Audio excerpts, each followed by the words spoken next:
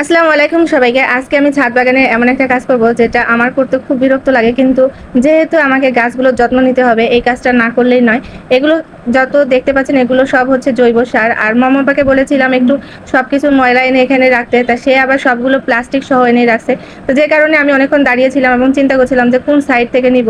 কারণ হচ্ছে আপনি যদি পলিথিন সহ গাছের গোড়ায় দেন তাহলে তো গাছের জন্য ভালো হবে না। তো বেছে, বেছে এক সাইড থেকে এগুলো নিচ্ছিলাম। আর আমার কাছে মূলত এইসব কাজ খুব কষ্টের। কারণ প্রচণ্ড দুর্গন্ধযুক্ত এই জিনিসগুলো গাছের খুব প্রিয় খাবার।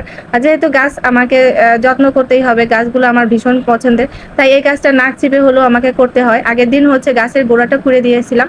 আর আজকে হচ্ছে এইগুলোতে এখন যদি জৈব সার না দেই তাহলে গাছগুলো তেমন একটা পুষ্টি পাবে না। তো আগের দিন খুঁড়ে রেখেছি। অনেক সময় হয় কি যেদিন আমি সার দেবো সেই দিনই খুঁড়ে রাখি গাছের গোড়াটা।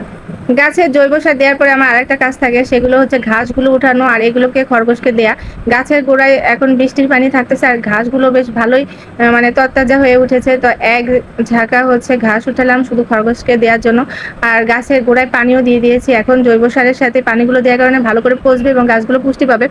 তো যত কষ্টই হোক না কেন আমি এই কাজটা করি প্রায় 10 দিন 15 দিন পর পরই এই কাজটা করি। আর এই দেখেন মাশাআল্লাহ গাছগুলোতে এখন সব মানে ফল আসা শুরু হয়েছে। আর এখন যদি এইগুলো বেশি, বেশি দেই তাহলে আরো সুন্দর ফল আসবে। সেজন্য কষ্ট হলেও আমি এই কাজটা করি। তো বিকাল থেকে ছাদের কাজ করতে, করতে সন্ধ্যা লেগে গেছে। এখন বাসায় যাওয়ার পালা। তো সকলে ভালো থাকবেন। আল্লাহ হাফেজ।